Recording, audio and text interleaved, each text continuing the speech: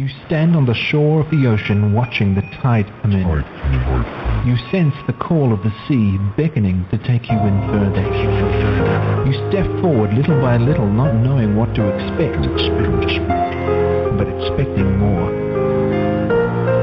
You keep going as the ocean pulls you to enter in to deeper waters.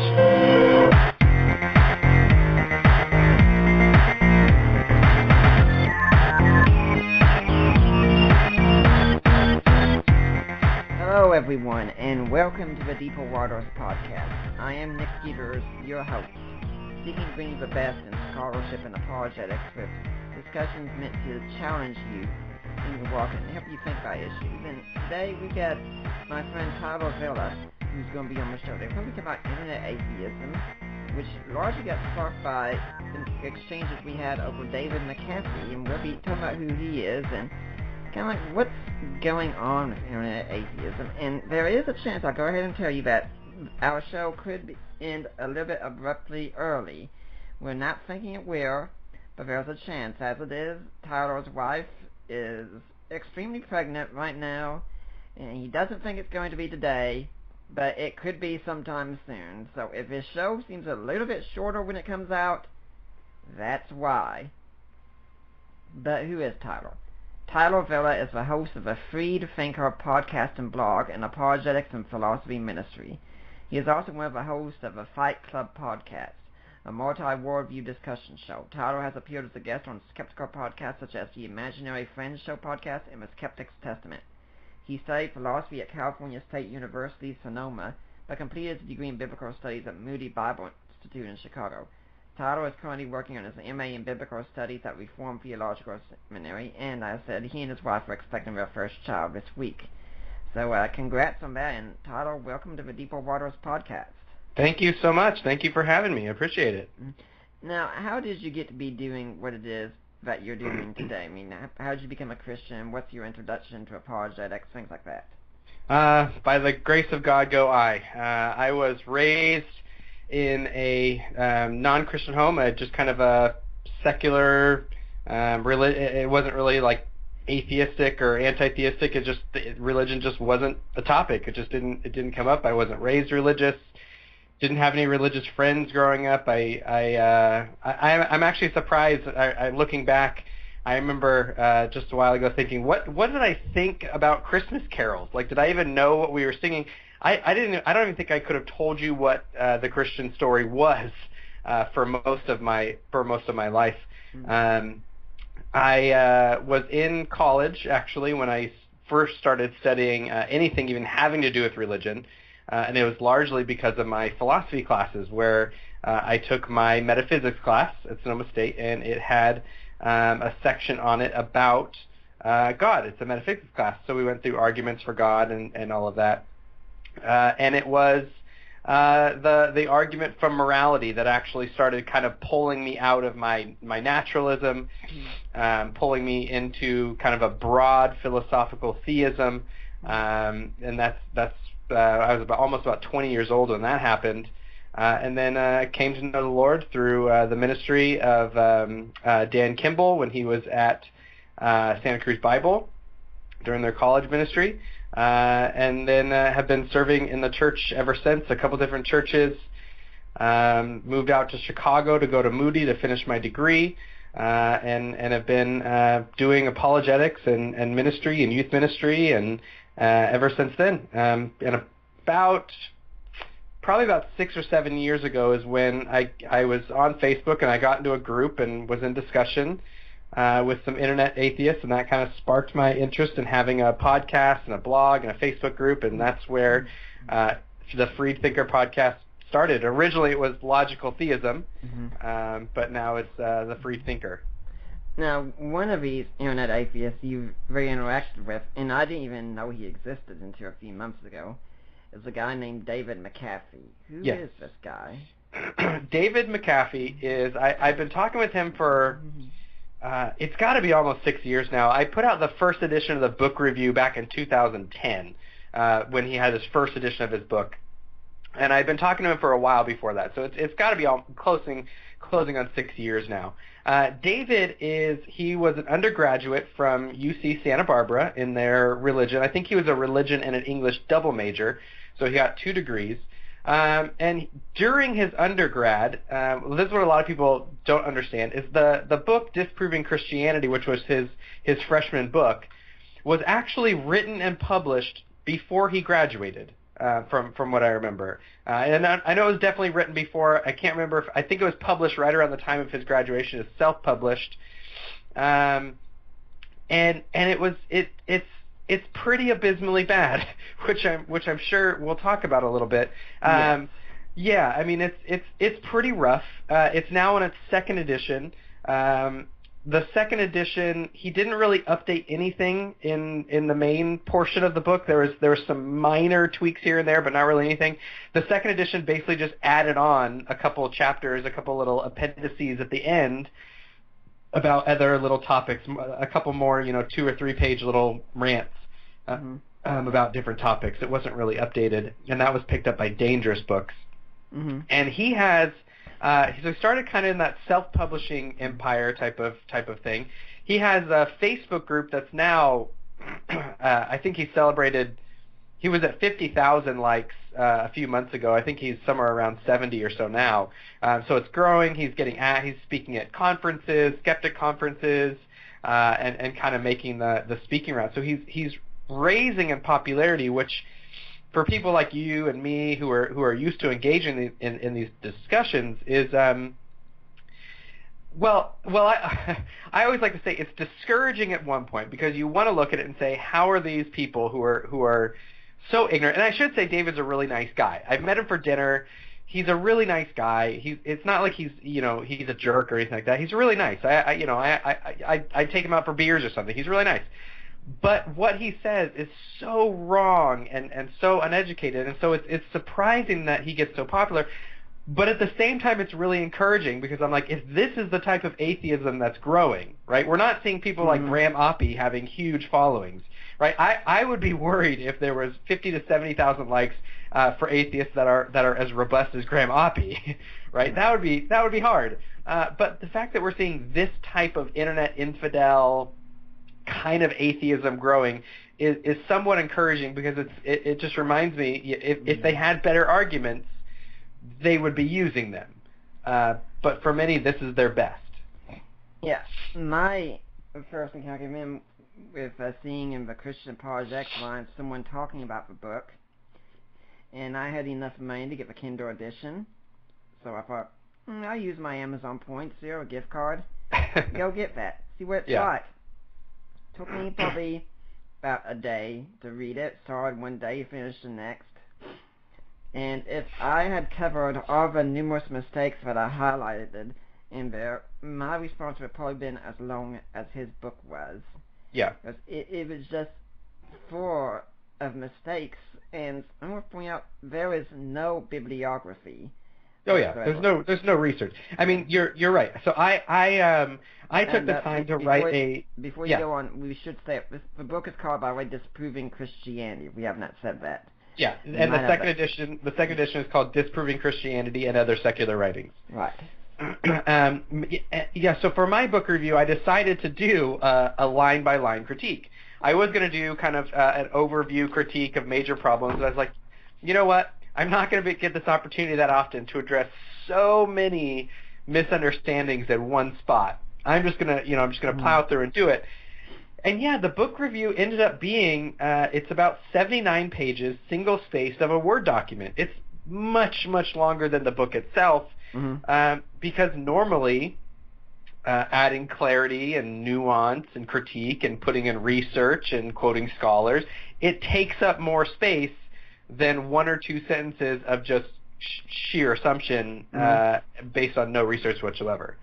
Yeah, and really the thing about 70,000 likes just so stuns me when I see it, because just this week, Deeper Waters got 700 likes. The go reached on Facebook. I'm not talking about 700 new likes. I'm talking about 700 altogether. Yeah. And I remember talking with someone who was in the Philippines and saying, hey, can you send me your review of McAfee's book, because he's coming here and he's speaking, And I'm thinking, good grief, why? Yeah. Why? Yeah, he's becoming an international speaker. Yeah, and it makes no sense to me whatsoever, and I think, yeah, it seems like the atheist community wants to push their agenda a whole lot more than the Christian community does. Yeah. Yeah, and we should say, some of those likes are going to be Christians like us. Yeah. Who follow it, so it's not all. But the group itself, and I'm sure we'll get into it, the group itself has become pretty hostile, and it's a weird dynamic because David is, I mean, for all the problems, he's great at marketing. He's great at getting a following. That's obvious to see. And when you look at his page, a lot of times what he's quoting is himself. Mm-hmm. It's a screenshot of a conversation he's having with someone, or it's a graphic meme of one of his quotes from his book that either he's produced or someone else has produced. Mm-hmm. I mean, he's really self-promoting himself quite a bit, and I don't say that in a bad way. I mean, if this was going to be, I do the Free Thinker podcast because I enjoy it and I'm in the ministry for God. But if I was out there to make that my career and to do that. I mean, there's nothing wrong with promoting your work, Mm-hmm. But he really is talented at that. But there's a weird dynamic that's kind of grown. David, as he's gotten more popular, his own tone has become much more moderated. His content still remains just as bad. I mean, his assertions are just as bad. His actual arguments are just as bad. But his tone has become much more soft, much more moderated. He says now that he's not out to destroy religion, which is questionable. But at the same time, his group has become much, much more hostile, much more vitriolic. If you're a Christian, you go in there and you say something, it's just there are a couple people who will engage in dialogue, which is really the only reason I'm still there. There's so many. It's just you just get accosted by insults and mockery, and it really is like being thrown to the piranhas at that point. It's abysmally bad. And then when you respond with asking questions just about their views, they can't critically engage with their own viewpoints. It's just well you're a Christian, so you have to prove God before I even talk to you, which is bizarre. Yeah, when you were talking about the thing was just taking a screenshot and such, I mean, one case I'm remembering particularly is how he made a claim once about the myth about 30,000 denominations and such, and I responded, and I left a pretty long response, and he pretty much put up what I said, then what he said, left out everything that I said in response, and when it was like, here's another major victory, here's another apologist slain, and things. Yep. No, dude. You don't even have a clue what you're talking about. You haven't done the basic research behind the question. And, of course, every single one of his fanboys and girls very me with that. It's like, oh, geez, isn't that ridiculous, and such. And it's really sad to think this is what we're up against. Yeah, it's getting pretty sad. There's been a lot of groups. It's not just David's group. This just seems to be the track of kind of the internet infidel movement that's kind of spawned from new atheism. People like myself and others have been pretty comfortable now calling this atheistic fundamentalism. It has all the marks of fundamentalism. There's actually an article by an atheist on atheistic fundamentalism of the new atheism that I posted to David's page, which was fun to see the response to that from the group. But yeah, it's definitely interesting, and I kind of wish that in the Christian community there were some sociologists who would do some good sociological work on this movement and see kind of some of the trends and the movements and the really what seems like groupthink happening kind of organically in these movements. I think that'd be an interesting project for someone to do. If we've got any Christian sociologists listening, there's your challenge. That's something I would like to see as well. And speaking of challenges, in fact, I know I've made the challenge, and I'm pretty sure you have made the challenge as well, where I wrote a blog post once about an open challenge to David McAfee to face me in debate on Christianity sometime, and I posted it on his page, and it wasn't even acknowledged at all by him whatsoever. Have you issued a similar challenge yourself? Oh yeah. So this goes way back. So a lot of people don't realize this. It's funny. A lot of his followers say, I'm a troll and I'm just there trolling his page and all that kind of stuff. And I want to, it's like, well, I don't think you realize that David and I actually had a book project together. So originally, my review, the reason why I agreed to update the review for the second edition was he was going to post, or he was going to approach Dangerous Little Books, which put out the second edition, to bundle his book and my review together as one book and put it out. So it would be like a point-counterpoint type of thing. Once he saw the review, that crumbled. Now, he said it was the publisher wanted him to focus on pushing his book rather than doing another project to sell more books, which seems bizarre. But he backed out of that one. So then we were in talks, and we were going to do a point-counterpoint. We were going to take about 25 questions and say, how would a Christian answer it and how would an atheist answer it, and then give a brief response to each other. So kind of like one of those point-counterpoint books. That completely fell through again. Once I sent him over and I said, this is how, like a list of questions that I was thinking about. What would you think? Here's some responses. He said he basically backed out and said, no, I would like to focus on my own book whatsoever. Mm-hmm. I'm just not sure he's up for the challenge of debate. I posted my book review on his page. It's been published on my blog. It's on Scribd. You can get it on Scribd for free. So you can get it. It's been in my Facebook groups, since I put it out in 2013, the new edition. You can get it there. So he knows about the review. He's never once engaged with it. Never once.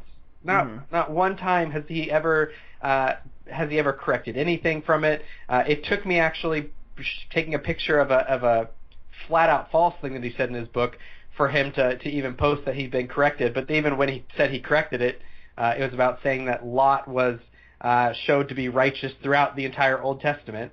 And I said, well, Lot's never mentioned again throughout the Old Testament as being righteous. You're thinking of Peter. And he said, well, I should have said that in Peter. Therefore, the Bible, condones what Lot did and all that kind of stuff. Just terrible argumentation. He's never engaged. I've challenged him to public debates. I've asked him to be on the radio show. My friend Nicholas Bruzzese, who's one of the co-hosts with me on Fight Club, we were going to get him. Nicholas had another show called Skeptic's Testament, where Nicholas was going to moderate a discussion between us as being like a third party, so it could be recorded. He denied that. I've said we could do a Google Hangouts recording. He's denied that. I mean, so he refuses to engage with anyone who's critical of his views in any type of substantive ways. He has no problem doing screenshots of these really shallow, really terrible, like if I look at him, I'm like, even I think that Christian's being stupid. He has no problem putting those up on his Facebook page.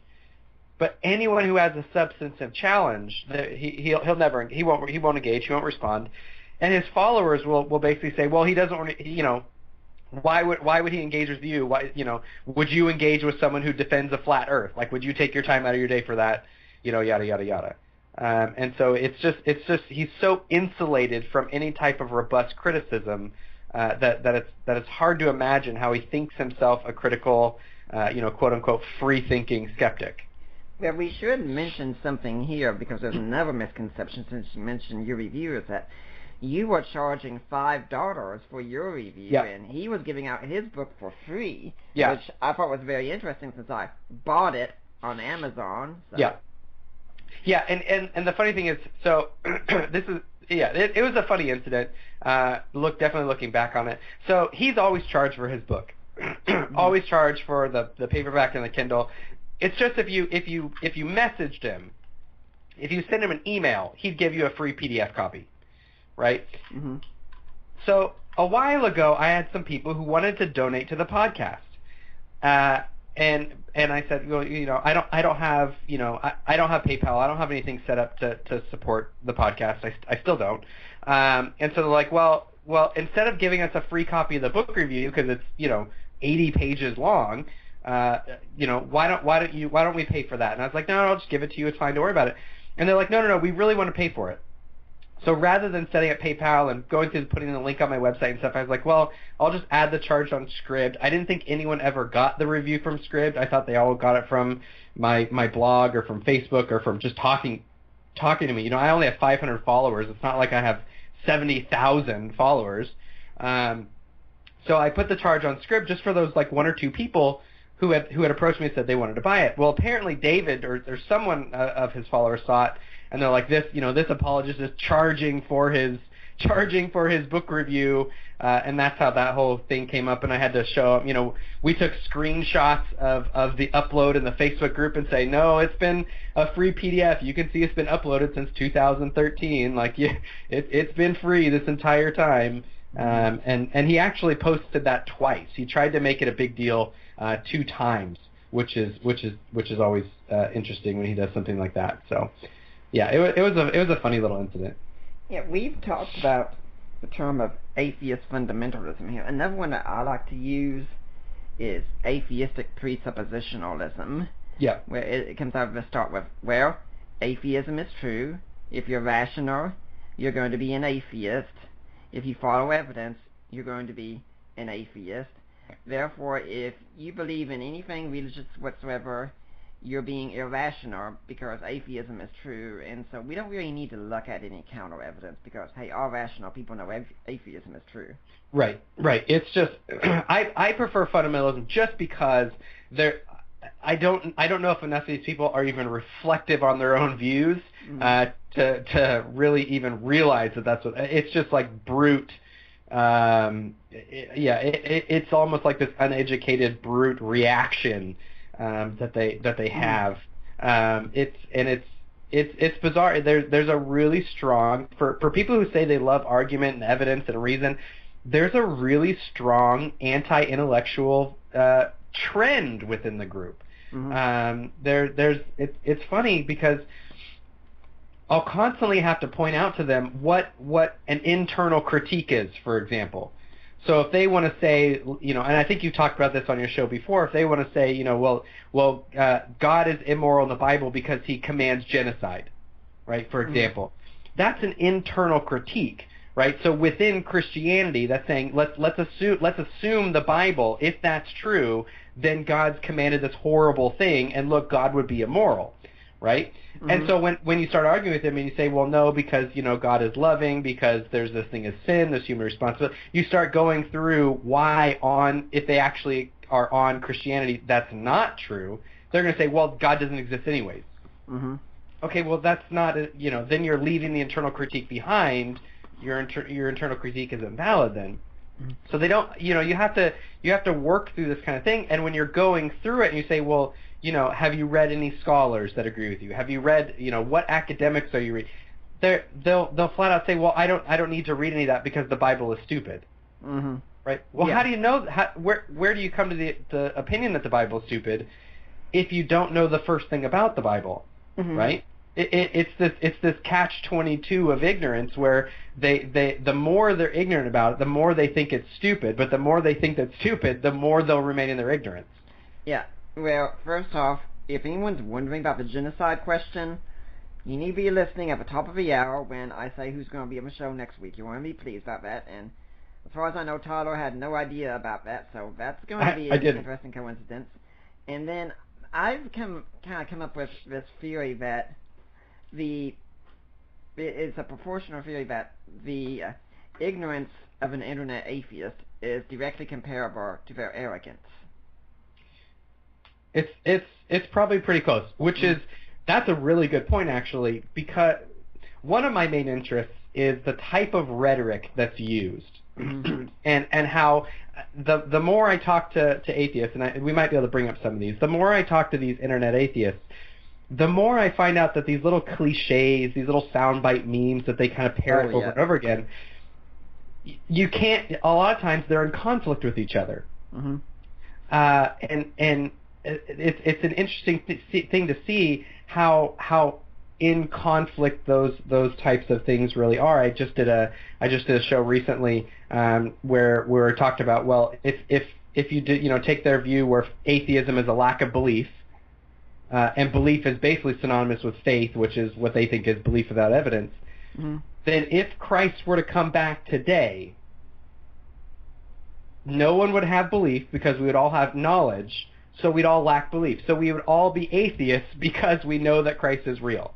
Mm-hmm. Right? You have this you just have all these like problems if you try to hold all their rhetoric in place. And one of them is this strange thing, I'm really glad you said it, is they will often mock Christians because they think Christians are absolutely certain about our beliefs.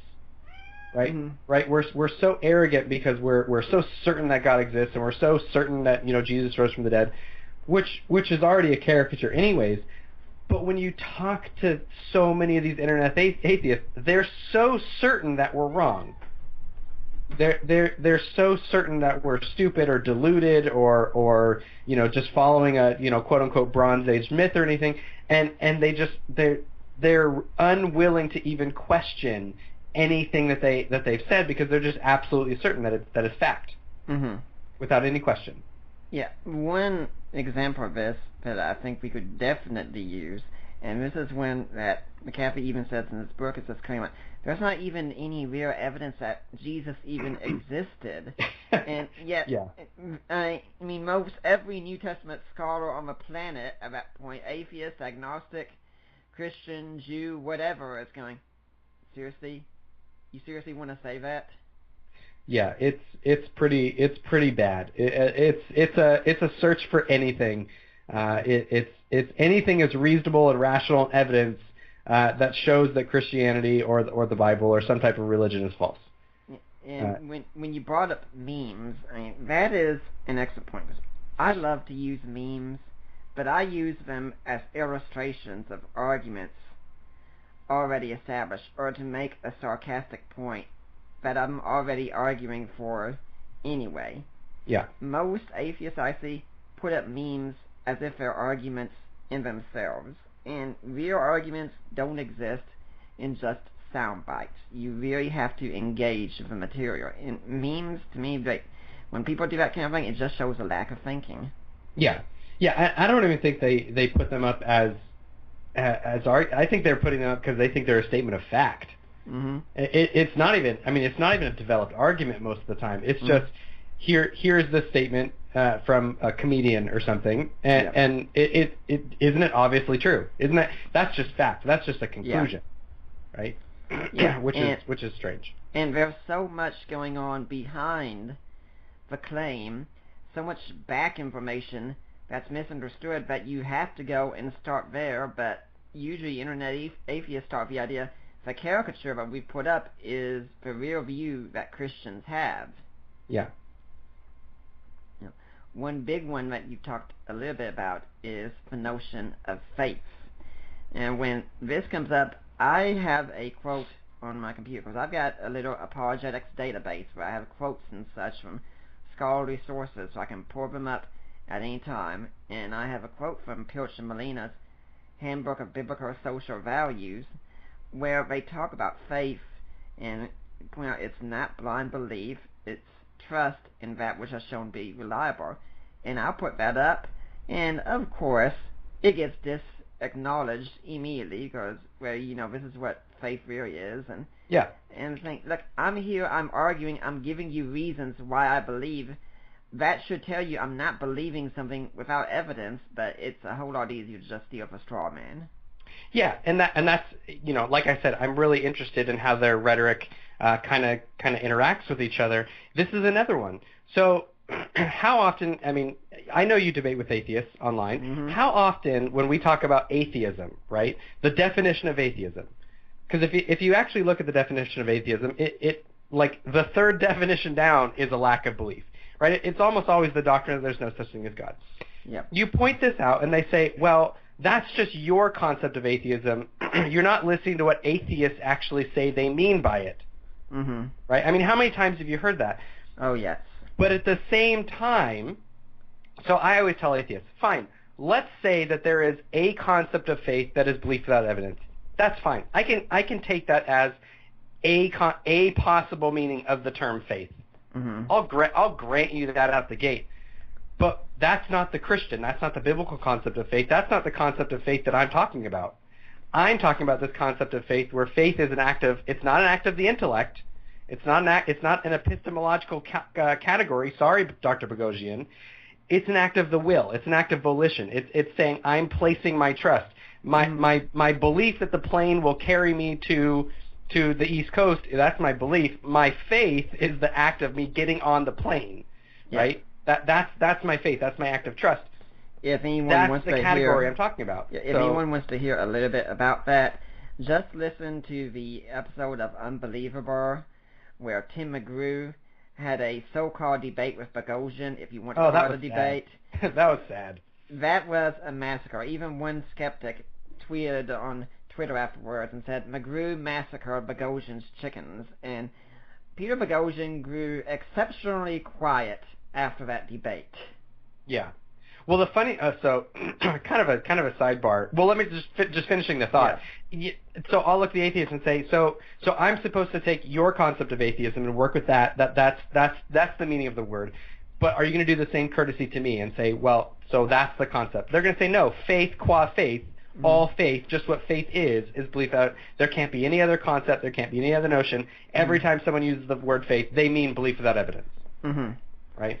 It's just bad. But going back to the Boghossian thing, I mean, anyone who listens to the podcast, he is actually the one that came up with the challenge of doing the survey of people afterwards and saying, well, what do you mean by faith?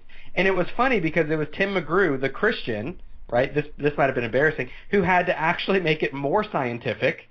Yeah. He had to say, well, no, let's separate the believers and the unbelievers.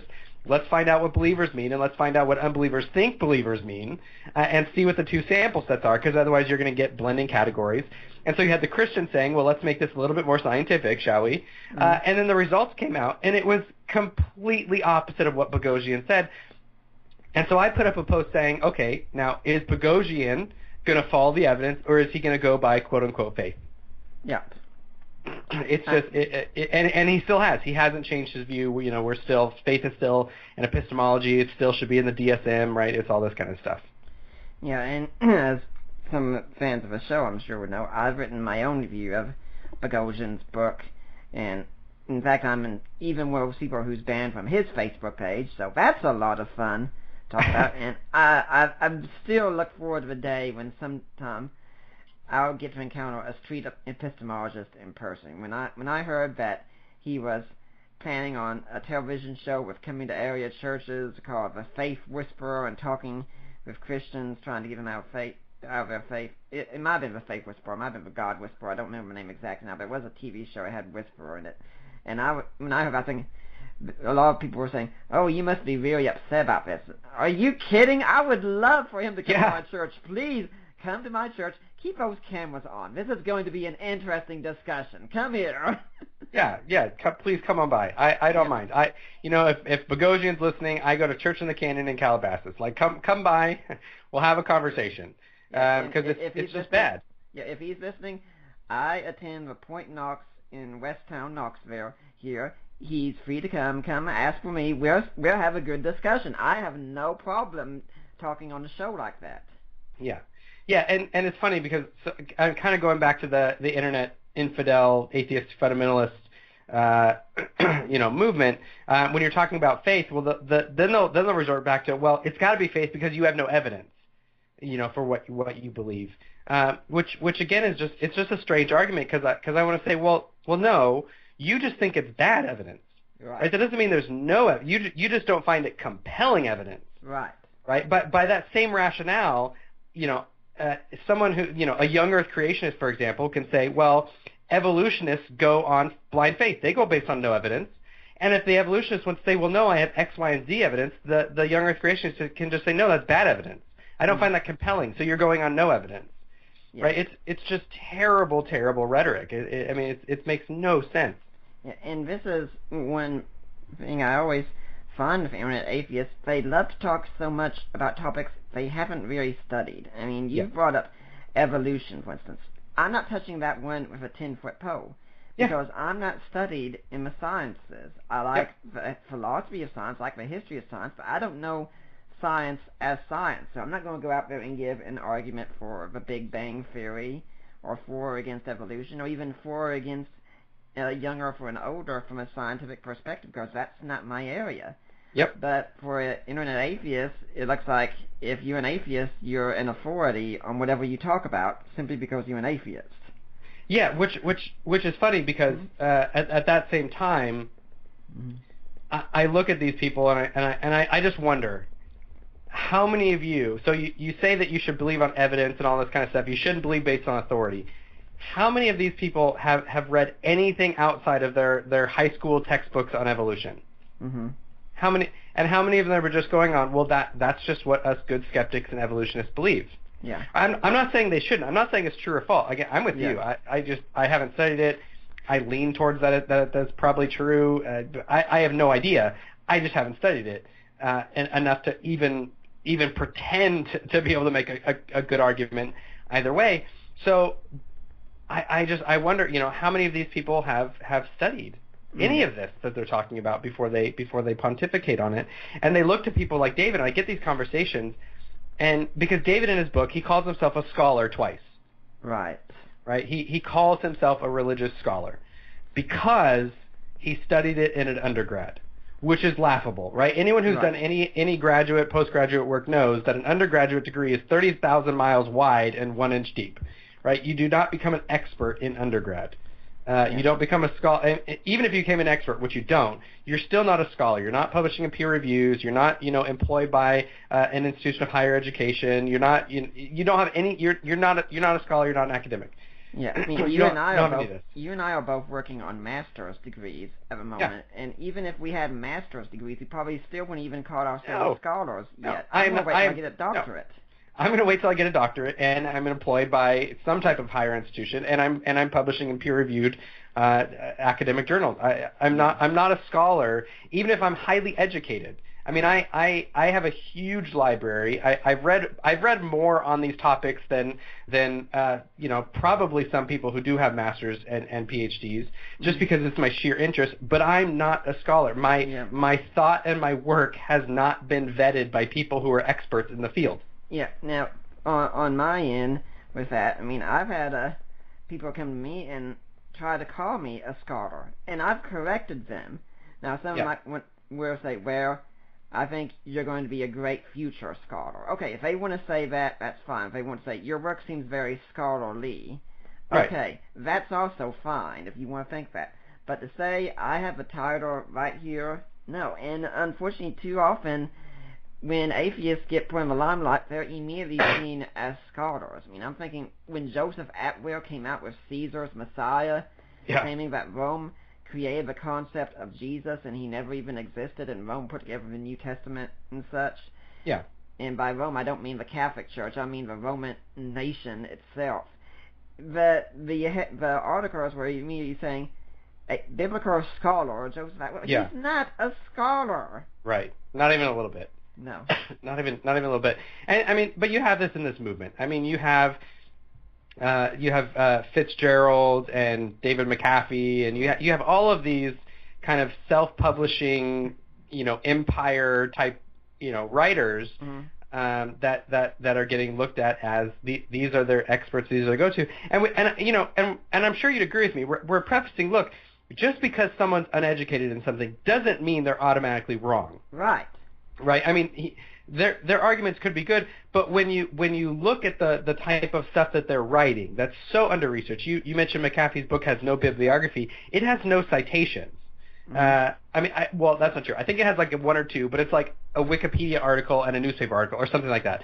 There's no research done. There's no critical commentaries. There's no scholars. There's no experts. There's nothing like that done. There's not a lick of research, and when you read it, it shows. It shows really, really bad. In fact, one of the points where he says, New Testament scholars write about this, and he says there's this problem in Galatians. If you read what the problem actually is in Galatians, if you read the expert in Galatians where it's talking about the law being delivered by a mediator, Mm-hmm. It is not the problem that McAfee is trying to say scholars have a problem with. Yeah. and saying that there's a problem is a massive overstatement. There's disagreement on all kinds of passages. It doesn't mean there's some major, Right. problem within scholars. They all basically agree on the same thing. They're just talking about the most minute differences among things. So, but he'll say scholars disagree, but he won't cite any of them. Mm-hmm. Not one. Yeah.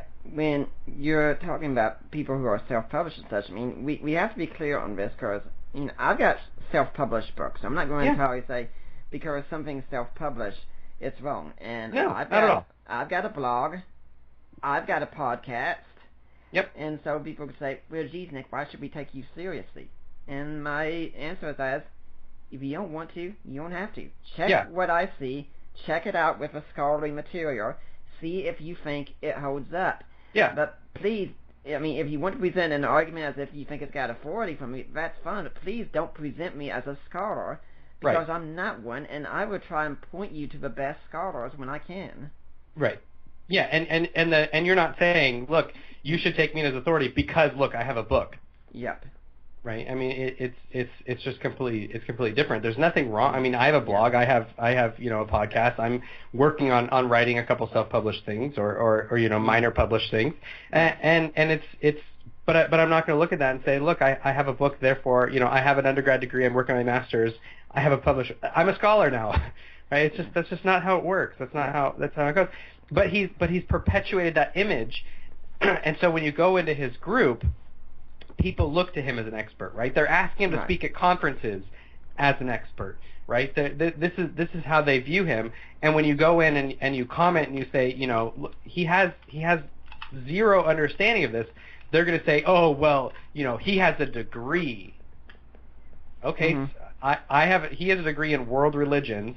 He says that it's an expert in Christianity and Mediterranean religions. If you look at UCSB, the number of courses that he would have had on Christianity are so minuscule and they're so broad that it's hard to understand. I have a degree in biblical studies. Am I an expert? No, but I guarantee it's much more directed on that subject than his. And when you read his book and he's dealing with the problem of evil, the problem of suffering, for example, and he doesn't mention the cross, mm-hmm. there's no possible way that you can say he understands Christianity. He doesn't have to say that it's true, but if you don't understand at least the most basic positions, right? I mean, this is like my junior high Sunday school class when I was teaching junior high Sunday school would have known better than this, right? I mean, it's just if you don't even know that Christianity, the at least the proposed solution to evil and suffering is the cross of Christ, you don't know the first thing about Christianity, and you're just not paying attention. Yeah, when we're talking about this kind of thing, it's the mixed blessing of the internet, I think, in many ways. The internet can allow people who wouldn't necessarily always get a voice to get out there, to do their work, to let people know what they're saying as well. It can be a great thing. On the other hand, the negative side of the internet is it allows people who wouldn't get out there, who wouldn't normally have a voice, to get their work out there as well. And pretty much with atheists on the internet, I noticed that if you just find a link in a search, you can look like you've really done your work, and you haven't. I remember being in one thread with someone, an internet atheist, and by the way, we should explain when we say internet atheist as well, we don't mean every single atheist on the internet. There are some atheists on the internet, but you can have good dialogues with them. Oh yeah, absolutely. But we're talking about a certain mindset here. And this person was trying to tell me that the Council of Nicaea edited the New Testament and was behind canonization as well. And they brought up a link to Roger Pierce's website, Tertullian.org. I think, okay, this has to be something wrong here, because I know Roger Pierce. He's a good researcher. He's a great researcher. He's a very conservative Christian. He's much better than to make a claim like that. Now, you could say, well, the link they gave, it was a long one, so you'd have to read very closely to find out what he was arguing. No, you didn't. Because the very first paragraph said, these are some common beliefs about the Council of Nicaea. These beliefs are in error. And I posted that, and I cut and pasted and said, here's what your own source says. Right. And it was like talking to a brick wall. Yeah. Yeah, the reading comprehension is pretty low a lot of times, and there's a lot of times where I'm sure you have this experience, and a lot of your listeners do. You've had these conversations so many times, I could almost predict what they're going to say. Oh yeah, because I know their sources, right? I know, I've read evilbible.com. I read through Infidel, Internet Infidel, right? Iron Chariots and Ratio Wiki, right? Which are just if you see those, you're just like, oh, this person's biased, right? If you see that as a source, right? You know that something's wrong, right? If you're getting all of your information about the Bible from evilbible.org, not a lot's happening in the gray matter between the ears, basically. So you see these types of things, and this is what passes for reason. I remember on the show I was doing, I did about a 4-part series responding to the Thinking Atheist radio show that did a series on counter apologetics, right? The whole series was supposed to be on doing counter apologetics, right? How to argue against apologetical arguments. And just over and over and over again, the thing I kept coming back to was this is what counts as reason for these people. Like this is actually what they think reason and reasonable, rational dialogue and thought is.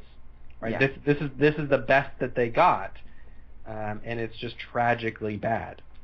Yeah, and when I think you mentioned something about bias, and that gets to something interesting I see with an atheist start telling that if you present an argument from a Christian scholar, that's biased information, and you can't trust it. If you present an argument from Richard Dawkins or Sam Harris, purely objective, and all should listen to it.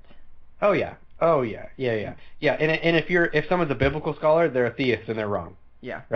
Right. Completely ignoring that. There's great scholars on all sides of the worldview. Yeah. But even if you're a Christian scholar, you could still be a great scholar. But a lot of it just comes back to they have no arguments. They're parroting off these type of memes that they've heard to say. Right. And if all else fails, don't you know that us theists always have the burden of proof, every single time? Yeah. Right, no matter what the argument is, I got in this kind of long discussion with someone who just kept going round and about, and I just tried to be as polite and nice as possible, and he said Christianity is disproven. And I said, okay, can you defend that claim? He said, no, can you prove me that God exists? Well, I don't need to. You're claiming a positive disproof. If I came out and said evolution's been disproven, I would need to support that claim. Right? I couldn't say, well, I can get away with that claim until you can prove to my satisfaction that evolution is true. Yeah. No, I'm claiming a positive disproof for something. I have the burden of evidence to prove that disproof. And there's so many times where this comes up, and they say, well, look, unless you can prove God, I don't need to engage. I don't need to defend any of these 1,000 claims that I've made, right? Because you're defending a sky daddy or something like that. Yeah, and and when you make those kinds of questions to them, I mean, if this guy hadn't interacted with you before, for all he knew, you could have been a fellow atheist who just saying, hey, I'm very interested in this claim, can you back it? And when people talk to me about the burden of proof, I always make it very simple. Anyone who makes a claim has a burden. Yep. If you make a claim, if I make the claim Jesus rose from the dead, okay, I got the burden. I have to show that. If you make the claim Christianity is bogus, okay, you have the burden. You have to show it. It could be we both have the burden of proof because we both make claims. Yeah. And if I'm the Christian, I go forward and I argue, and I just present a terrible argument, and I do not present any proof whatsoever for Christianity or for theism or anything like that. Atheism is not proven from that. All that's shown is I made terrible arguments. You still have to make the positive case for your own side. Right, and that's a point that's always good to bring up. I always bring up the example of sun humans, right? If I were to come to you and I would say there are humans living on the face of the sun right now, I would need to prove that claim before you were to believe it. But if you were to say no, you're stupid, you're wrong, you're irrational, that's false, you're deluded, right? You're not lacking a belief. You're not withholding belief until you see evidence. right? You're saying it's false, it's not true, it is inaccurate, you are deluded, right? You're making a positive claim. Now, you might have a much smaller burden of proof, which is fine. Actually, I did a podcast again on this one and had a couple blogs on it. If I was an atheist, I would have that's fine, I have burden of proof. It's such a minimal burden of proof. The burden of proof to say that there's no such thing as unicorns is so much smaller than the burden of proof to say that there is unicorns. Right? I've gotten to a point where I want to stop arguing against atheists who say that it's a lack of belief, because that just makes it so much more trivial and so much easier to argue against. Because all we're discussing is your personal psychology at that point. Yeah, that's it. It's just okay. Then atheism is true. You lack a belief. Great. Yeah, I mean that's it. I mean, it's like if I came to see you one day and you said, "Well, Nick, how are you doing?" "Oh, I feel miserable today." "No, you don't. You feel great." Yeah. I mean, how are you supposed to argue against that? I mean, yeah, there's no point. I mean, I could just say, "Okay, I have God belief." I mean, you're not going to come to me and say, "No, you don't." I mean, you can say, "Yeah, your God belief's wrong and such," but you can't argue that I have it. Yeah, and if atheism is a lack of belief, then by parallel, theism is just the presence of belief. So they're both just trivially true descriptions of what people believe. It just makes it completely pointless to even debate at that point. I love the unicorn reference also, because as soon as this comes up, I already know what's going to be coming up. Is someone's going to say, "Have you ever heard of Bertrand Russell's teapot?" Right. Yeah, I've heard of it. Hey, here's a blog post I wrote on the teapot, okay? So, yeah, I know all about it already. Yeah. But the thing is that people act like Russell's teapot or a unicorn or even the flying spaghetti monster are metaphysically equivalent to God. Yeah. You can make any argument, plug God in instead, and it works the exact same way. It has the exact same impact on reality. Yeah. I'm working on a show. It's one of those things where I came up with the title first. And I was like, oh, I got to make a show that backs this up. So the title of the podcast that's going to be coming out is called "Weapons of Mass Disambiguation," because there's a certain point where you want to say, look, part of the goal of reasonable thinking is to make distinctions, right? To disambiguate concepts that aren't analogous. So if an atheist thinks that God, classical theism, the concept of God, is analogous to a flying teapot or a flying spaghetti monster or an invisible gardener, they're just conflating concepts that are completely unrelated. They need to disambiguate. There are important distinctions in these concepts. For example, God, you mentioned presuppositionalism.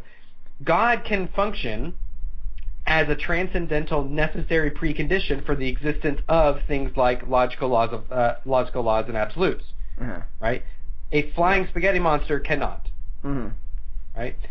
God is not an internally incoherent concept. A flying spaghetti monster, right? Just in what flying, spaghetti, and monster, what those terms entail are internally contradictory. It's not a coherent concept, right? So you have these issues. Where the concepts themselves are just not analogous to each other, but these people haven't done any research. They're not trained philosophically. They're not trained, to think reasonably or even scientifically. Although they love #science. They're not trained to think that way, and so when you try to get them to talk and think that way, right?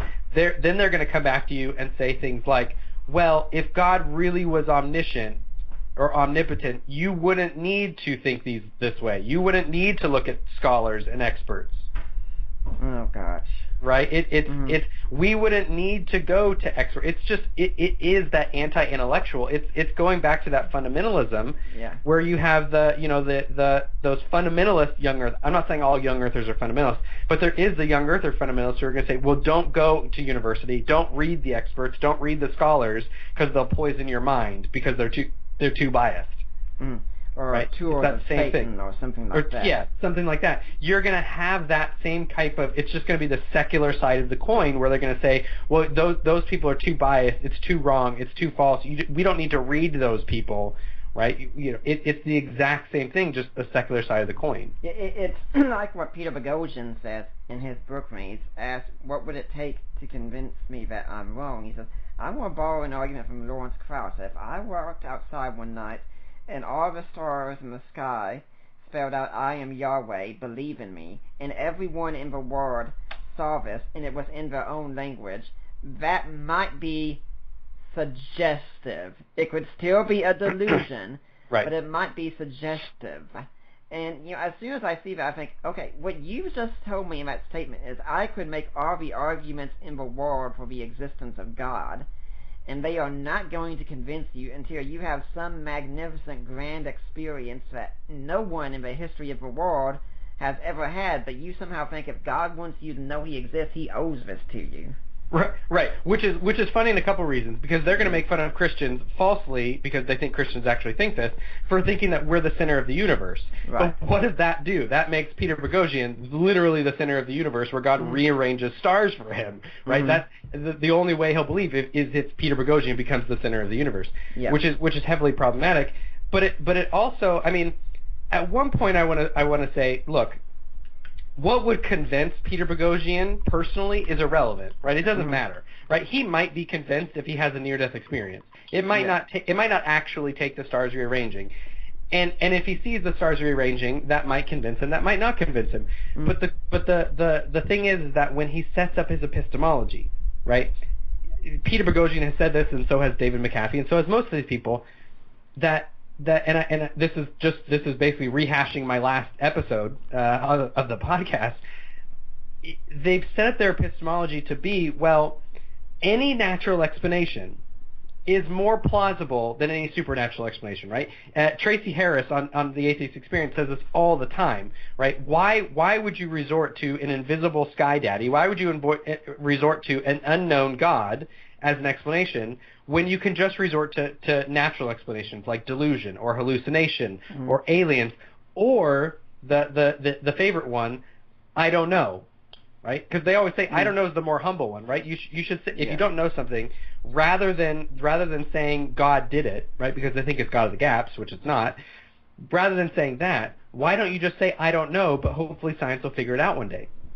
So if you look at Peter Boghossian and say, well, in all of those cases, why would you assume God rather than a natural explanation? Even if it's the stars rearranging, why wouldn't you say, it was mass hallucination? Why wouldn't you say it's delusions? Why wouldn't you say you're in an alien matrix? Or why wouldn't you just say I don't know?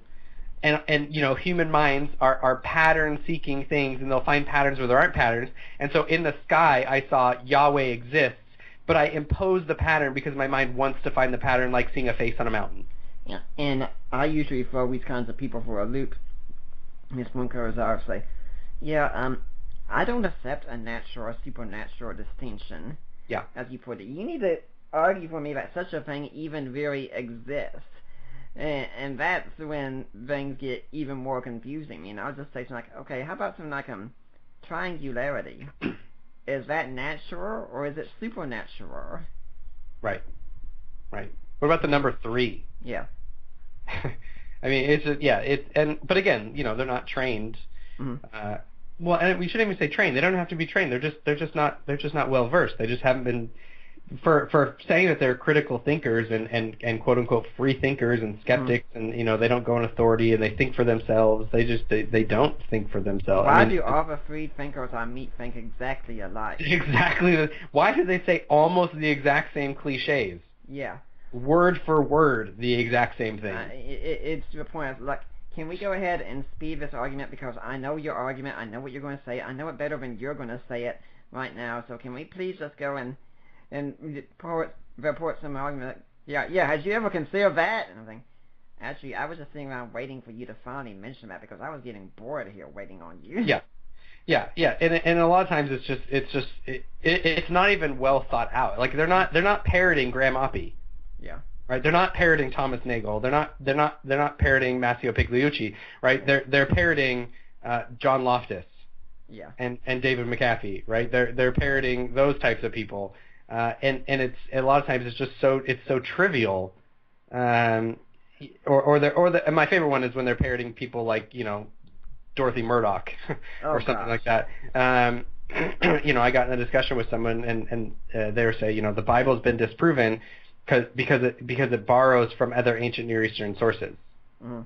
I'm like, you need to hash that out, because if you were to put that in a syllogism, it does not follow, therefore the Bible is false, right? That's not even if you grant that it borrows from other sources, that's a long road to hoe to get to, therefore the Bible is false.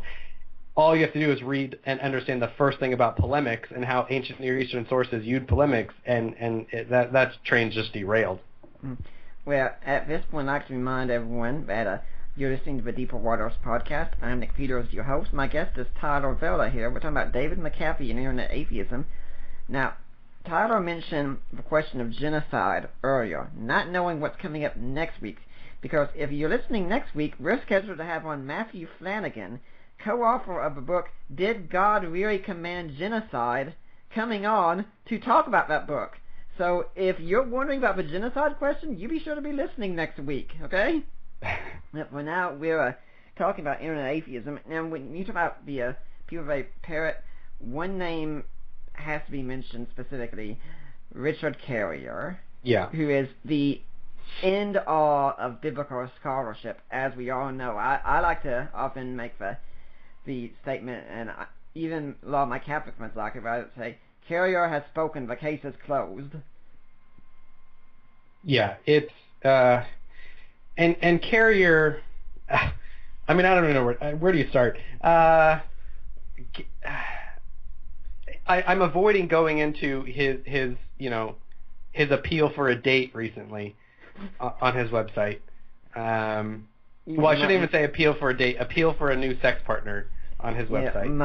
My wife saw it because someone actually made a YouTube video of reading the whole thing. Yeah, that is just creepy. Yeah, and look, it doesn't make him wrong. It doesn't make his arguments wrong, right? That he's polyamorous.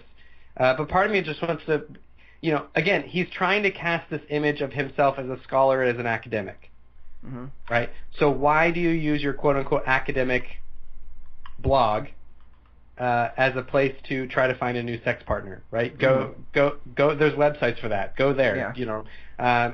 I read his website because I punish myself sometimes. But I read it because I want to know what's he writing. He tends to be the leading voice on the mythicists, so I want to know some of his articles. And when I see something like that, I'm like, how do you expect people to take you seriously as an academic when you do stuff like that? Even P.Z. Myers had strong words on that one. Yeah, that's just not the platform for it. So not that there should be a platform for polyamorous dating ads, but yeah. So when you read Richard Carrier, he gets passed on a lot because and part of that is he is a good writer. He's well spoken. Of all the mythicists, he's going to be the one that's the most interested in academic tone and research. Him and Price. But he's one of the top ones because really he's one of the only ones. If you're going to quote someone on mythicism, you have Carrier and Price. Unless you just want to go completely, bat crazy and quote Murdoch and Fitzgerald and people like that, which people do. But unless you're a Zeitgeistian type of mythicist, you really only have Carrier. So. Yeah, and if someone wants to hear more about the bankruptcy of mythicist arguments, I did talk a little bit about this when I appeared on Atheist Analysis, and I debated Ken Humphreys on The Mind Renewed about this topic, and they interviewed me later on. But I remember when I was on Atheist Analysis, they were asking me what percentage of New Testament scholars held to mythicism. I said, it's got to be like, 8%? Go lower. 3%? Lower still. Okay, what kind of number are you talking about? I said, that's probably about 0.0001%. Yeah. And so many, I could see the howling going on in the chat feature. Sorry guys, but you don't know the arguments. This isn't a debate. It's like saying that if you go into the biological field, that so many of the scientists are still debating, is evolution true or not? I mean, whether it is or isn't, most of them are pretty convinced that it is. It's not a big debate going on, but Right. it's the same kind of mindset taking place. Yeah. Yeah, I mean, I like to point out there are literally, quite literally, more Holocaust deniers in academia than there are Jesus mythicists. Mm-hmm.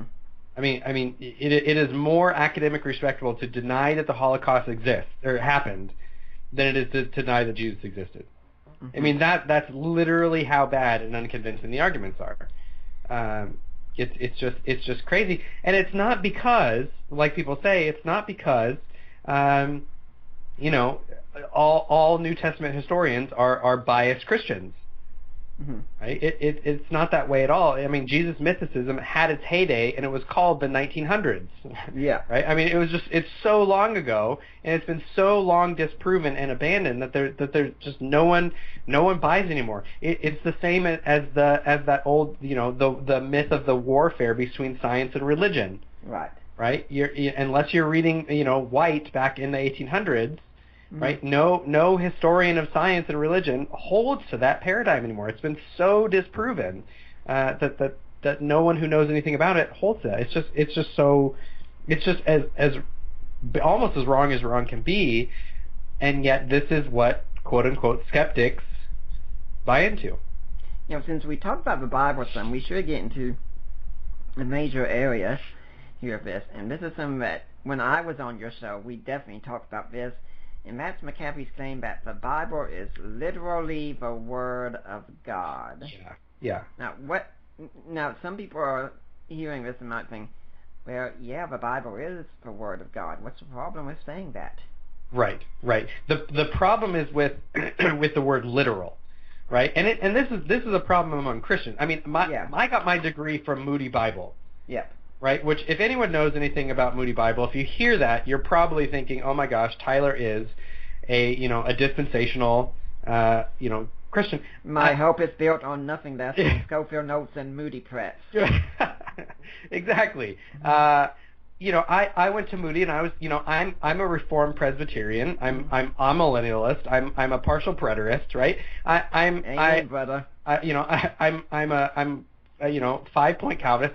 I was let's just say I was the odd duck at Moody, mm-hmm. right? A big point of dispensationalism is the literal hermeneutic, mm-hmm. right? That is, you take the literal reading of the text, right? Even for dispensationalists, they don't mean by literal what most new atheists mean by literal, mm-hmm. right? When we're talking about literal, right?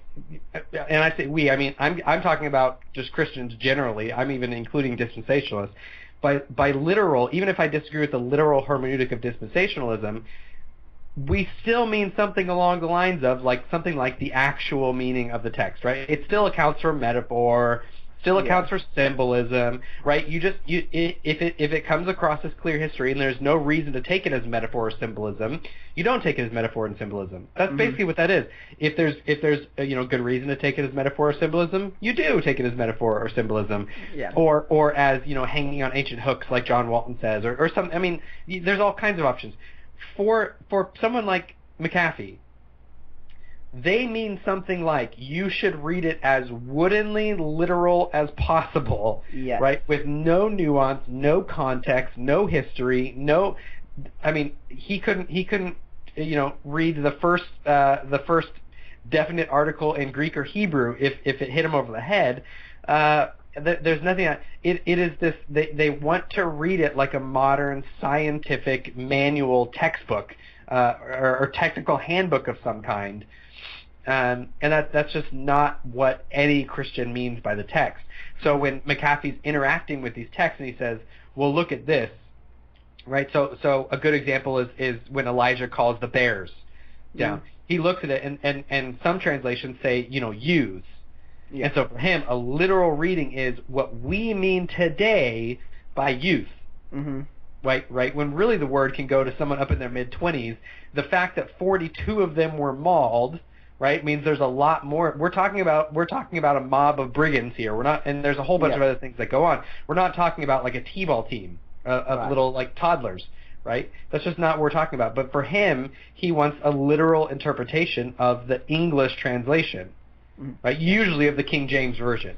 Yeah, I hear what you're saying about Moody, because for a while I was a student at SES, and I'm an Orthodox preterist. Now, I'm not Calvinist, but I'm an Orthodox preterist. I hold a more post-millennial or millennial position, which was very amusing one night when we didn't have our regular teacher for class, and we ended up playing eschatology Jeopardy. When the students found out that I was an all-millennial, post-millennial guy, the professor was saying, guys, you can't be letting the all-millennial here be beating you, okay? Yeah. It's fun. I mean, like, I disagreed with many of the positions there, and I was still a student. In fact, I have to say, at every school I've been to, I pretty much disagreed with the positions a lot of times, but it doesn't change the fact that I'm still learning there. And we've had Hardy Ordway on the show, and she's certainly an expert on literature, and what she's pointed out is that the term literal really refers to according to the intent of the author. Right. But when you're dialoguing with internet atheists, it's this idea that God should be clear, and by clear it means what a 21st century modern Westerner would think. I usually just say, okay, clear to who? Modern Westerners, 17th century Chinese, 14th century Japanese, 11th century Frenchmen, 8th century Germans. I mean, how far do we go? Why should it be specially geared towards us and no one else? Right. Yeah, I forget who I got this from. This isn't original to me. Someone said it, but if I were to come to you and I said I went to a concert last night and the whole town came out, right? Yeah. What's the literal meaning of that? The literal meaning is that the intention is it was really crowded. Like there was a lot of people out there, right? It doesn't mean that literally every single person from the entire town went to the concert. Yeah. Or if someone says, my whole world feels like it's falling apart, it doesn't mean they're looking out and saying, whoa, look at all those cracks showing up in the ground right now. Right. They're not Chicken Little saying the sky is falling. Yeah. Yeah. Yeah, and a lot of times people will come to me and they'll say, well, geez, the thing is, it's just arbitrary. I mean, how do you know what's literal and how do you know what isn't? And I'll just say, how do you know it with Shakespeare? How do you know it with Homer? How do you know it when you're reading the newspaper in the morning? Right. But again, this is going to come back to that rhetoric, and they're going to say, well, if it's the inspired word of God, right, it should just be clear. Why do you need to study? They're going to fall back on that. Why do you need to study the Greek? Why do you need to study the context? It should just be clear, right? He should have told them about quantum mechanics. Yeah. Right. Or even going back to Carrier, his claim is, God should have told them about personal hygiene and washing hands. Right. And why would that even be in there? I mean, do you know how many years this would be put down, and people are translating it and not having a clue what is being talked about entirely? And in that kind of age, when you did writing like that just wasn't something that you did. Right. Yeah, and there comes a certain point where if it's so disanalogous to their experience, right? It's not gonna show as revelation. It's gonna show as madness. I mean, there's a certain point where revelation does have to be couched in the culture to even make inroads, right? If it was talking about quantum mechanics, they're just not in a place to even understand it, let alone have the framework to test for it. So if that's going to come off as complete madness in the incidentals, right? How is then the religious significance, the redemptive significance, going to come off, right? They're going to throw out the baby with the bathwater. Yeah, and when it comes to this kind of topic, I see the same old lines thrown out every single time. Once again, saying, this is getting boring, okay? Because they're saying, look, these accounts were written decades later by anonymous sources who weren't even eyewitnesses. Like, okay, right. Which problem there do you want to deal with first? Because there's so much that's problematic. Right. Yeah, and if you say, have you read Richard Bauckham? Right. No, I don't need to read one of those biased theologians.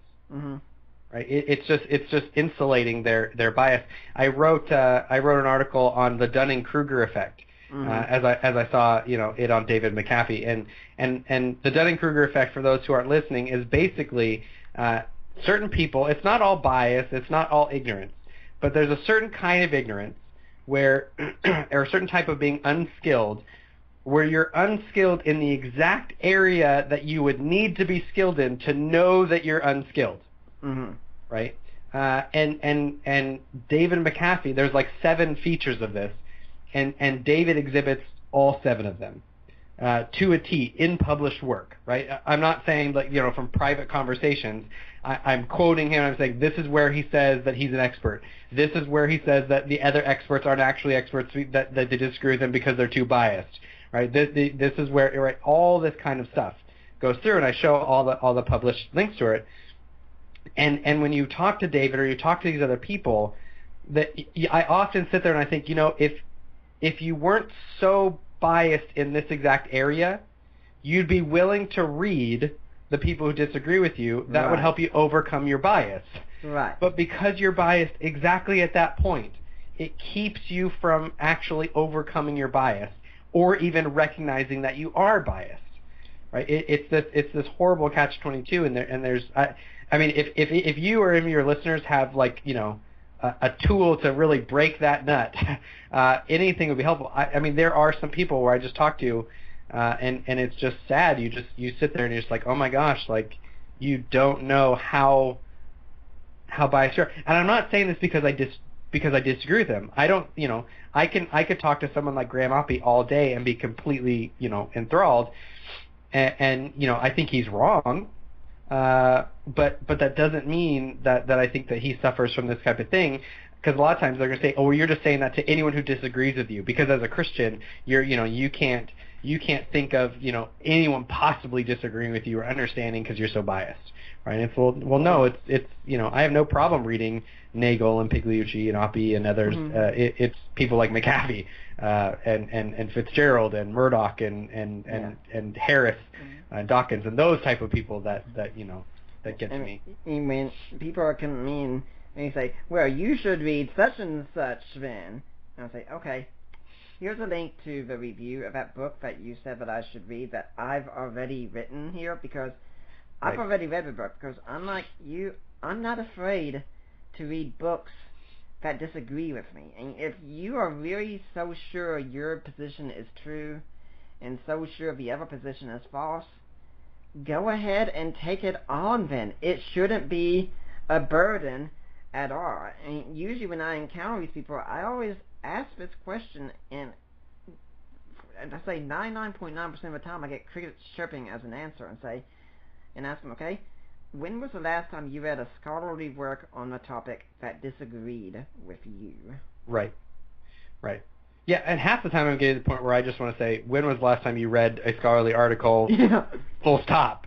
Yeah. Not even one that disagrees with you, just even one that just, you know, I just want to be like, put internetinfidels.com down and walk away. Like, just step away slowly, just close the web browser that has evilbible.com or Iron Chariots on there. Just close that down for a minute, walk away, like go get a book or something. Yeah, it's kind of just bad. And there's a certain point where I'd be like, look, and if you don't have the time or you don't have the interest, just say that. That's fine. Yeah. I mean, there are topics that interest me that I just don't have time to study. Right. I don't have time, but I don't go into discussion boards dedicated to that and tell people that disagree with my pretty uneducated opinion that they're stupid. Right? I mean, I know I'm really interested in World War II. Right? It's a fascinating topic. I read a lot on World War I, but I don't read a lot on World War II. I just don't have time for it to read on all my interests. But I don't go into World War II discussion posts and where there's disagreements and say, I'm going to take one side. Any side who disagrees with me is stupid or biased or wrong or, I'm not going to go in there, that assured of my position that everyone else must be wrong, because I just haven't read. And if you haven't read, just admit that you haven't read and move on. But don't come in, yelling and mocking and cussing at people who disagree with you who have read. Yes. And I'm thinking right now that Peter Boghossian did have on his page once, his Facebook page before I got banned, where he made a post about reading Bart Ehrman's misquoting Jesus and saying, the Christian apologists here aren't going to touch this one at all. we were all over that one immediately because most of us had already read Misquoting Jesus, and we could quote it better than our opponents could. Right. Yeah, because half the time, I mean, it's like, and this happens on both sides, right? This isn't just atheistic fundamentalists, right? If I'm sitting there, and you know, if I'm sitting there and I'm reading people who disagree with me on theological issues, you're going to have some people who are just reading books and picking out the quotes that they want or the points that they want. They're completely ignoring nuance or disagreement. I mean, I've had people quote books like you said, where they quoted something and you're like, you realize the thesis of the book was the exact opposite of what you just said, right? I mean, I've had people do that.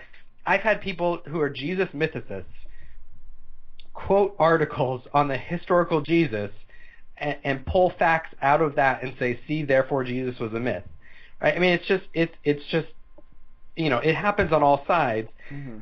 But for some reason, on this kind of internet infidel atheistic fundamentalist, the frequency of it is just staggeringly high. Mm-hmm. I'd like to remind everyone right now that you're listening to the Deeper Waters podcast.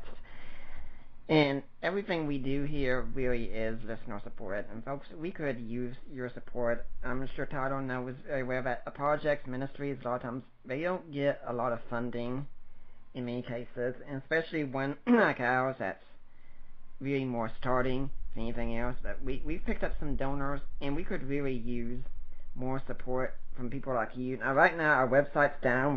We're doing some work on that, trying to get back up again. But by the time you hear this podcast, it could be your website's up again. But it's located at deeperwaters.ddns.net, and there's a link on the side encouraging you to support, and that's done through Risen Jesus, which is the ministry of my father and mother-in-law, Mike and Debbie Lacona. And you go there and you make a donation, and then you contact me or you contact Debbie and say, hey, I made a donation, I want to go to you, I want to go to Deeper Waters, and we'll get every penny. And I stress every penny, by the way, because some of you might be thinking, well, like, I want to make sure the donation goes worthwhile. I don't want it to get eaten up by employees and taxes and things of that sort and such. No, we put it to the most use that we can, and we don't have a high overhead. We really don't need too many supporters, but we do need some. And if you're willing to be a supporter, please consider it. And I'd also like to encourage you to go buy some of the ebooks, some ones that I've talked about that I've written and co-written: Defining Inerrancy, Groundless, A Creed for the Ages, and all of those.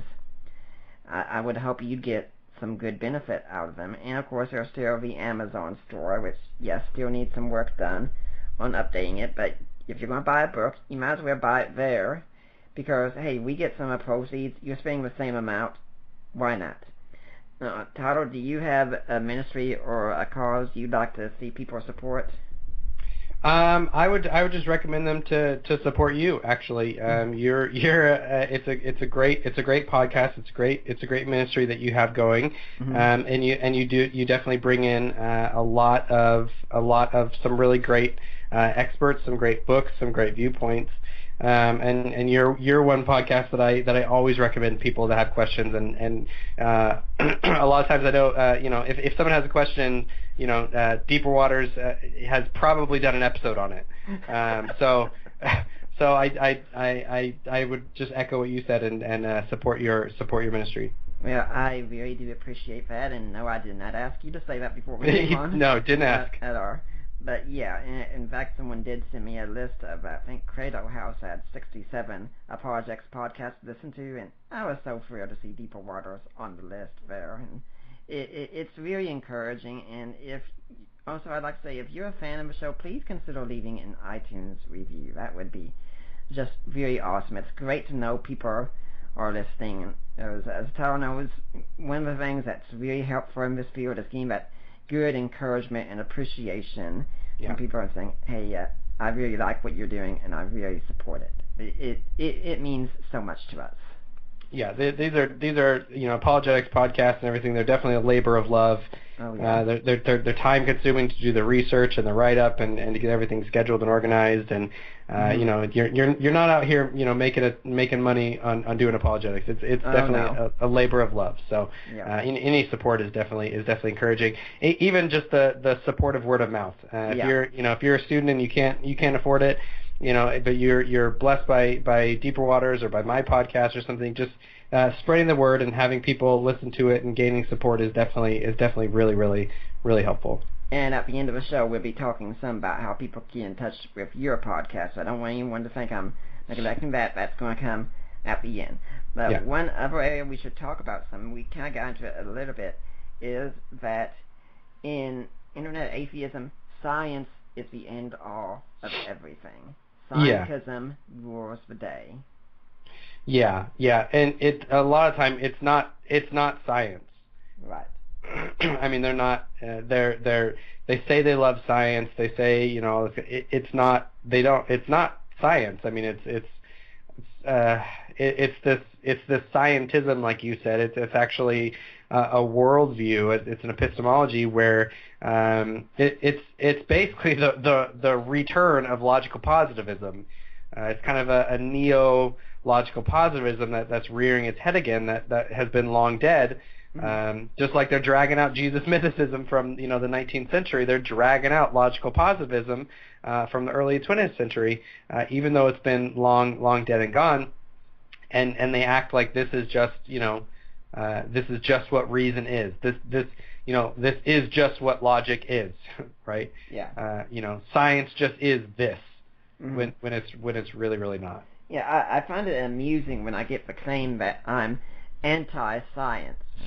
I don't know many Christians that I'm interacting with that are anti-science. I'm all for going out there and doing the scientific researching. I remember one internet atheist who was on Unbeliever, even when we were discussing on the thread after a show on the Premier Community, he put up a link to a theory about the universe, and what do you think about this? And I said, well, it's not my area, but I think it's an interesting scientific idea, and it's well worth research and funding, so we should look into it. Yeah. And I'm sure that's not the argument or the reply that was expected. It was more like, this is more of a godless stuff out there that's trying to deny the obvious. And no, this is a scientific theory. Let's look into it. Yeah, and a lot of times what they're saying, this is science. A lot of times I want to say, well, no, it's not science. That's actually a philosophical construct. That's that you're interpreting certain data with, right? That you're not doing science. Science isn't it might be the experiments or the data might be informing your belief about it. So I'm not sure your position on it, but whenever I hear someone bring up the multiverse, I'm gonna be like, you're not doing science. You're doing metaphysics. It's a very different thing. You're not. When they talk about quantum indeterminacy, probably gonna step on some toes here. But when you say that quantum indeterminacy is that is an ontological principle, right? You're not doing science. You're doing metaphysics. If you're saying it's fully indeterminate or it's fully deterministic, those are interpretation of the data, right? You're making certain philosophical arguments and assumptions about it, and you're coming to certain arguments. That's which is fine. It's not a bad thing. Just don't call it what science is, or don't say science trumps philosophy. Yeah, I'm thinking right now of a brilliant mind, no doubt, Stephen Hawking. I mean, when he shows up in the Big Bang Theory, I find it hysterical. Yeah. For instance, and of course I mean the TV show, not the theory itself. Yeah. But he writes in his book, The Grand Design, philosophy is dead. Like, look, Dr. Hawking, you know science well. I'm not going to go against you at all in science. You trounce me easily. Yeah. But that kind of statement, that itself is a philosophical statement. Yeah. About reality. You're just not thinking properly in that area. Yeah, and then he goes. The entire book is philosophy. Yeah. I mean, the entire book is setting up a model of a view of reality that is interpreting the data. The entire book, he says philosophy is dead, and then goes and spends 200-something pages doing philosophy. Pretty poorly, but he's doing it. What people don't realize is really philosophy and I'd even add in theology, are really unavoidable.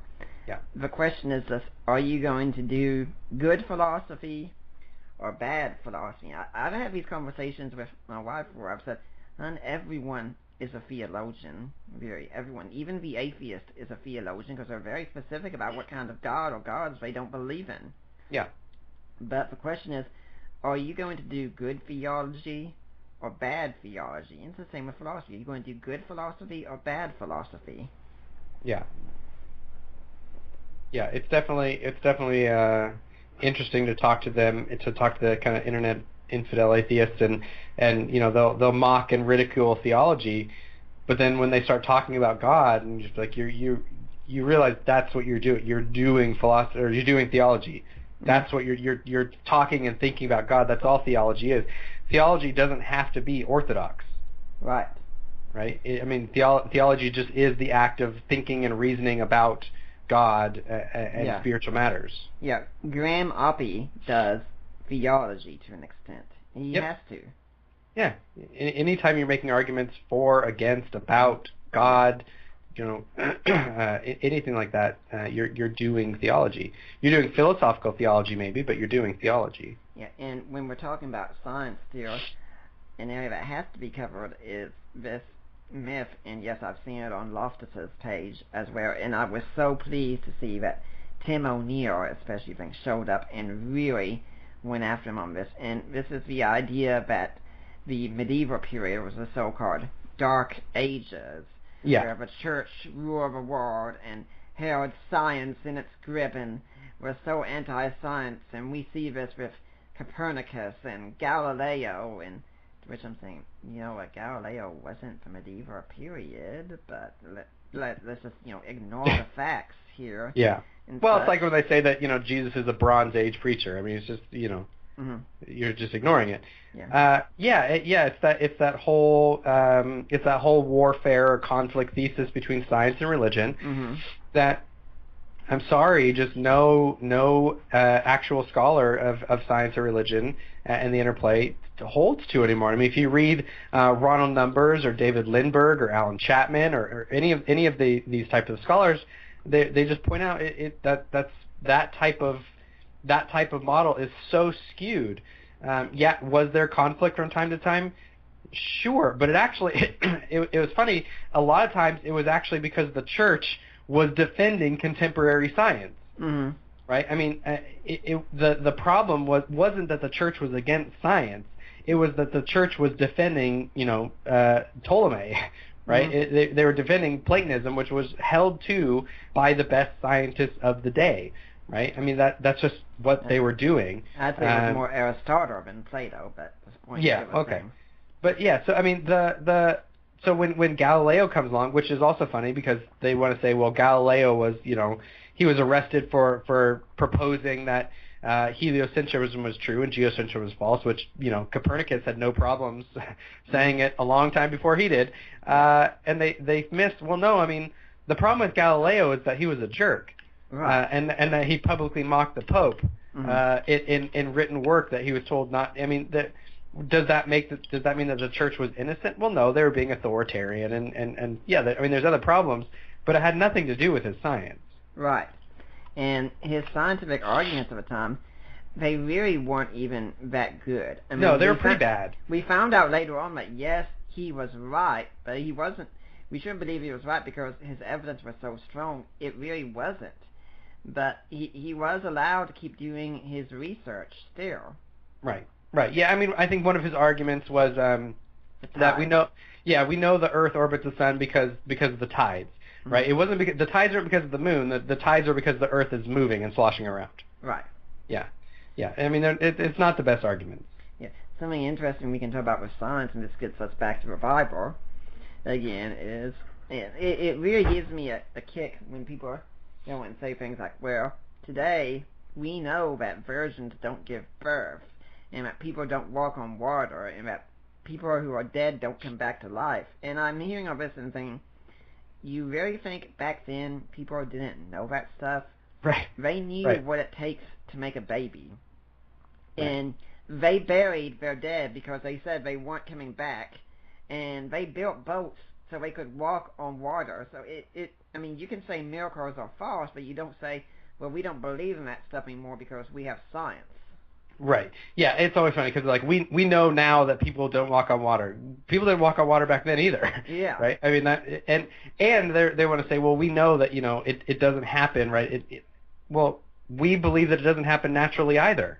Yeah. Right. It can't happen by the laws of nature. That's right. No one's saying that it can. Yeah. It's pretty misinformed, misleading. It's a lot of times. It's just kind of a straw man of the position. If they can't engage with our argument, it's going to be a really kind of caricature of what the position actually is. Yeah, and when people are making this kind of claim, okay, so let's talk about resurrection, for instance. Since you're saying we know it's now, when did science establish that dead people stay dead? Who was this guy who made this great discovery, and how well has it been upheld? Because I mean, you could hear what I'm saying and think, well, geez, Nick, that's stupid. No one made that discovery. We already knew that. Like, right. Yeah, that's the point. We knew it. Even the Jews knew it. Right. And there's, Yeah. I mean, they're not necessarily known for their consistency, Yeah. but there's a certain point where we say, look, based on modern medicine, how much better are we at reviving people to life now than we were 500 years ago? Yeah. Right now, I think we can, with certain people can be dead for minutes, and we have techniques and stuff to bring them back to life, and there's a certain point where we say, well, why can't God? Yeah. Right. And when I say even the Jews knew that dead people stay dead, I mean, I'm saying it that way because many of the Jews, not all of them, of course, but many of them did believe in resurrection. And even still, they were burying their dead because they were saying, that resurrection, yeah, we believe in it. It's going to come at the end. It's certainly not going to happen right now. Right, yeah. But, I mean, we have to remember we're dealing with people who think that they're, the disciples of the data, right? These are the people who think that they're, the bearers of logic and reason. Mm-hmm. But when you push them, right, they're gonna deny the foundations of logic. So when you bring up presuppositionalism, they're not going to be able to ground logic. To the point where you get to people like Krauss, who in his debate with William Lane Craig basically shows why you can't trust logic, right? Mm-hmm. So when you're dealing with these people, you have to realize there's it's so amorphous, right? The positions are always changing. The rhetoric is always they're just trying to find anything to kind of pin God against the wall. That they'll use anything, whatever, no matter how contradictory it is to other positions that they have. That they're willing to cut off their nose to spite their face, even if that means denying logic itself. I find it amusing also when I'm told that I'm holding my position for strong emotional reasons, and I'm so scared to think outside the box. I mean, do you have any idea that sometimes I could just very easily say my life could be so much easier if Christianity wasn't true? Oh yeah, and that I mean, there's so many things like that. Apparently all believers are only believers because they're raised and indoctrinated. Mm-hmm. And I want to be like, I've raised my hand. I didn't come a believer until I was 20, not in a Christian household. Mm-hmm. Well, you were raised in a Christian context. Nah, I mean, the area I was living in was like 6% church. I can't even think of a person I knew that was a Christian in high school. Like nothing. I got nothing, literally. And when you talk to them, it's just everything. Okay. Well, then it's just emotional reasons. I mean, if we want to play that kind of psychologizing game, then I could look at you and I could say, well, you don't believe in God because you want to be an autonomous law unto yourself. It's just emotional reasons, right? Yeah. I mean, if we really want to play the psychologizing game, and we both think we're true, they think that it's true that, I believe for emotional reasons. I actually do think it's true that we don't believe because we want our autonomy. That's sin. But that's not the way that argument happens. That's not the way that you debate these issues. Even if I think it's true, that doesn't mean I'll present it as an argument. Yeah. And I don't pour out a card of emotion until I see my opponent do something that certainly displays some sort of emotion that's way intense beyond anything we'd expect. Because the problem is, it's difficult enough for a trained counselor skilled in psychology and such to diagnose their patient who's sitting right there in the office with them, who they can interact with in person and ask in-depth questions to. It's difficult enough to diagnose them right there, but you think 5 minutes of having an internet conversation, and by golly, you're sufficient to do the job. Right.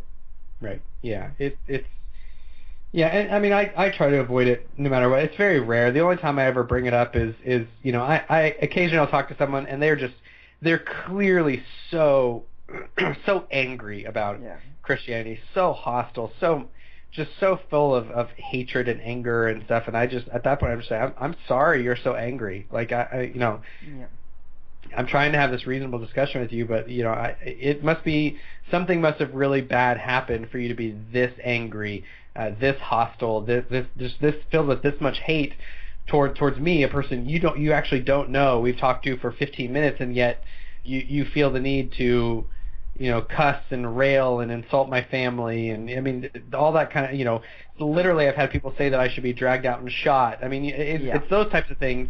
And I just want to be like, whatever happened, I'm sorry. Like I'm I don't know what happened, but you're expressing a lot of anger.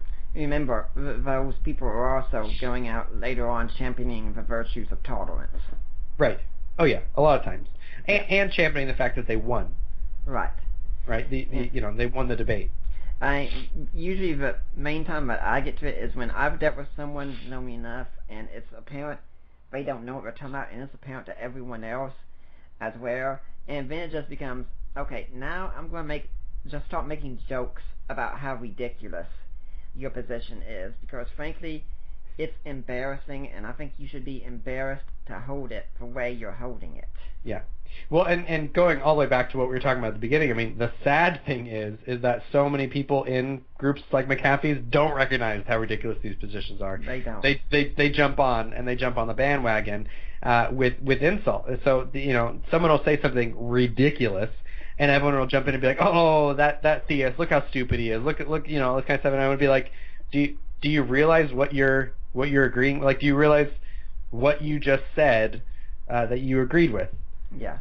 That's the type of position you're going to applaud for. That says more about you than it does about me. I'm looking at this thing. I'm over here. I'm not even flinching at this. I mean, these arguments, they've been going on for so long in your position. I've dealt with it so much. As I said, frankly, it's getting kind of boring, and you're treating it like it's some sort of trump card out there. Yeah, like it's the death blow. Right. A lot of times they're just characters, a straw man, and so I say, I know you think you're throwing haymakers, but you're actually just punching hay. Mm-hmm. Right? I mean, it's just it's so bad a lot of times, and a lot of times it can just be pointed out and say, I'll ask them, can you point one scholar that agrees with you? Mm-hmm. Can you just give me a citation? Right. Right. And sometimes they can, if they're talking about mythicism, they'll cite Carrier. That's fine. But a lot of the times, the things that are being said, you won't find any scholars saying any of it. And that's not an appeal to authority saying a scholar must be right. It's just have you actually researched it? Can you name anyone who agrees with you? Yeah. In print. And when it comes to Carrier, I mean, I can say people like you and I, most likely we've read more of Carrier than many of his own fans who are quoting him in these arguments have read. I've got his book right here on the historicity of Jesus. I've read the whole thing already. Right. Yeah. Yeah. I mean, I think that I've probably read more Dawkins than most of these people have. Mm-hmm. I think a lot of the people like on David's page and stuff maybe have read the God Delusion. Mm-hmm. I really doubt they've read things like Climbing the Mountain Probable, The Selfish Gene, right, Unweaving the Rainbow. Right? I really doubt they've read these things when I talk to them. And the funny thing is that I've actually been in conversations with them, and they don't even understand things like evolution. They don't understand, even though I disagree with Dawkins. A lot of the times I see they don't even understand Dawkins. Right? They don't understand Dawkins' major argument of the God delusion. Mm-hmm. Right? They think that Dawkins is trying to argue that God doesn't exist. right? Which is not even Dawkins' argument, right? He's arguing that God probably doesn't exist, which is a completely different argument. Mm-hmm. So it's when you read it, you just want to say, well, you guys haven't even read or don't understand even your own authors, which is sad. Yeah. And I'm thinking right now about how, for my arguments for God, I tend to rely on the Thomistic ways of Thomas Aquinas, and I'll present those in a form, and usually the main response is, well, Jesus, this just doesn't answer the question of who made God. Yeah. If you understood Thomas's argument at all, you would know that's a laughable question to be asking at this point. Yeah. Yeah, and you'll hear some people say, well, the only reason why you say, that God is eternal or something is to escape that question. Well, no, I mean that's been the theology for thousands of years. It's not in response to some 21st century, internet skeptic objection to the argument. Mm-hmm. Which is, and it's also really funny because one of the things that I found that's pretty successful is I'll argue the Kalam. Okay. And point out, look, as an atheist, as a skeptic, you should actually accept the Kalam. Right? The problem with the Kalam is that God is lurking in the wings. Right? Mm-hmm. The conclusion of the Kalam argument is not that God exists. Right. Right? The conclusion of the Kalam argument is that the universe has a cause. Mm-hmm. Right? God doesn't come in until we say, okay, what type of features would that cause have? Right? Mm-hmm. That's where God comes in. But I look at the atheist and I say, look, you're spinning your wheels so much trying to deny things like causation, which is, a first principle of metaphysics. It's required for you to even do science. Right? Why waste all your time arguing against this thing, making yourself look so foolish arguing against causation when you can just accept the Kalam and then argue the further point of the argument? Yeah, right? But they have no interest. They want to stop God as early on as possible. Yeah, when we start talking back in these lines along the historical Jesus and dealing with mythicism, I've made the statement many times, I think, in forums. I've said, there are many atheists who admit the existence of a historical Jesus and go on to lead happy and meaningful lives. Yeah, it's just, it's ridiculous sometimes, just the way that their rhetoric falls out, and it's frustrating to talk to them. I mean, it's a useful ministry. It's helpful. It definitely has its purpose in the church. I mean, I've seen people come to repentance and be saved through this type of ministry. I've seen people move away from atheistic fundamentalism. Maybe they're on their way. You don't know what type of seeds are being planted. Right. You don't know what barrier to theism you might have knocked down. That 10 years down the road, someone's going to come along and your seeds go water. You just don't know. But it's a really, really helpful ministry. We're like the backhoe that's clearing out the weeds a lot of the time for these. And a lot of times, what I've actually found, and this is important, I think, for anyone who gets into this type of ministry, is chances are, you don't want to say that God can't work, right? But chances are the person that God is going to convict and use your ministry for is not the person that's posting these types of things on the website. Absolutely. It's not going to be the people that are screaming and cussing and yelling at you. It's going to be the people that are IMing you and messaging you on the side saying they're watching the debate, and they have further questions for you. The lurkers. Right? Yeah, it's going to be those observers, those lurkers. It's going to be the balconeers that your ministry is going to have an impact on. Yeah, that's the reason why I do this kind of thing, and I also still at this point try to limit my time, because I know there are many other people out there that are doing this thing. But when I'm entering these debates, some people say, well, do you really think that you're going to get the atheist to convert? Like, no, not at all. In fact, that's not even my goal right now. My goal is simply answer the question and show the charge is false.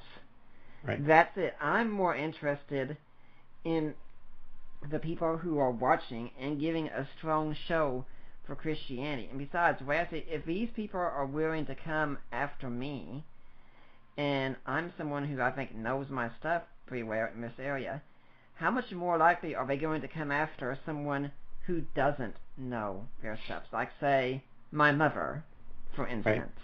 Right. I'm doing this for the Christians who can't defend themselves yet. Right.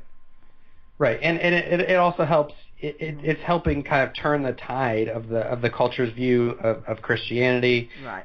It helps turn the tide of the quality of Christian academics we'll call it Christians that are going into academics. I mean, it's definitely a very useful ministry, and it's kind of sad that people like you and I have to defend apologetics a lot of times to the church. That's hard. I mean, that's something that actually does kind of make me sad that there are still churches out there where it has to be defended that you need to do apologetics. Yeah. Right. Yeah.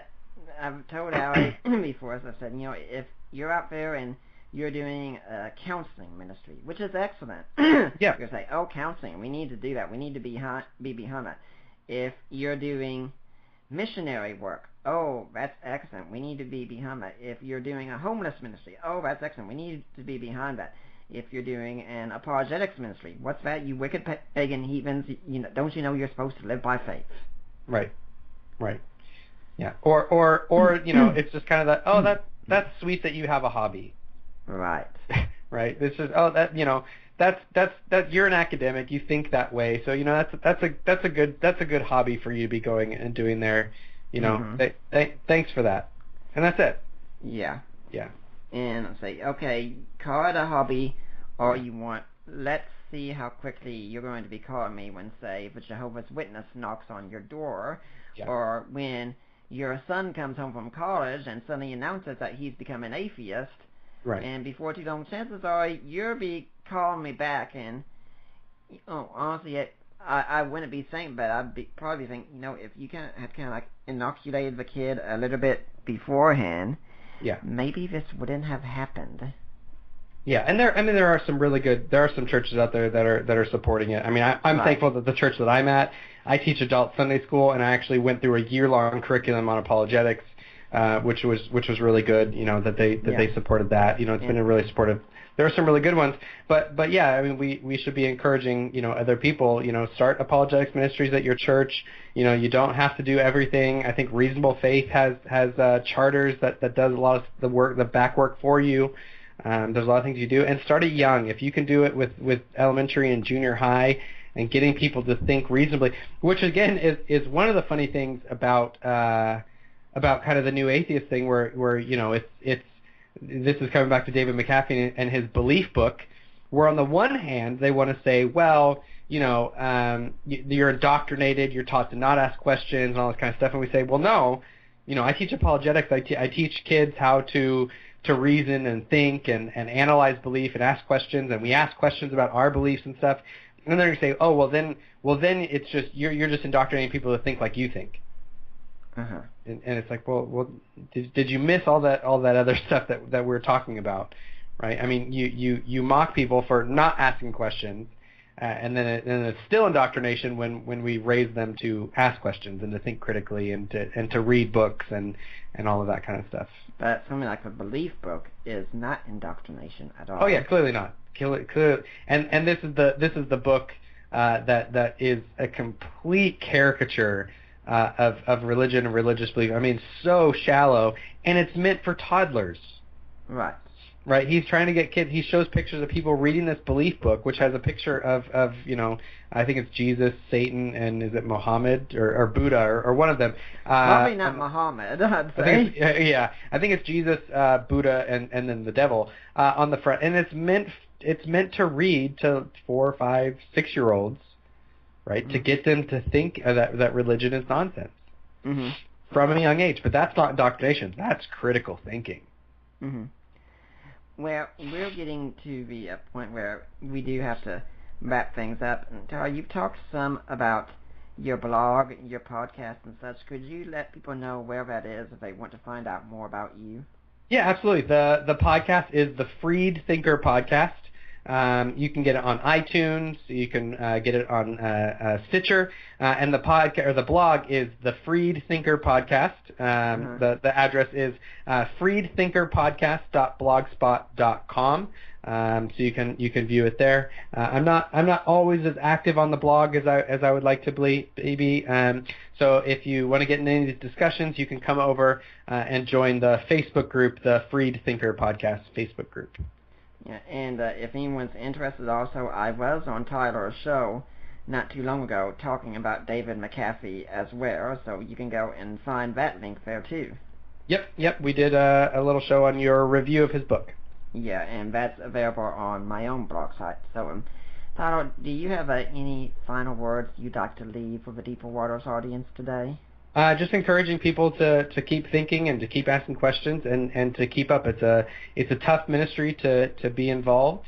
Mm-hmm. It does wear you down hearing the same bad argument over and over and over and over and over and over and over and over again.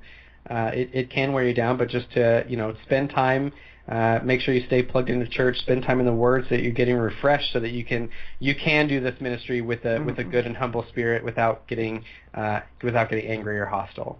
Mm-hmm. Well, Tyler, it's been an interesting discussion here, a good one. We've had a lot of laughs and such, and also congratulations on the upcoming childbirth too. Thank you. It's going to be my son, not to be confused with it's S-O-N, not S-U-N, to be confused with the burning ball of fire in the sky. As much as D.M. Murdoch might think that my wife is giving birth to a star. Yeah. It's my son. Do you have a name picked out yet? Yes, it is Caleb. It'll be Caleb Lucas Vela. Okay. Well, I hope you've had a good time here, and hopefully we'll see you again here sometime. Absolutely. Thanks for having me.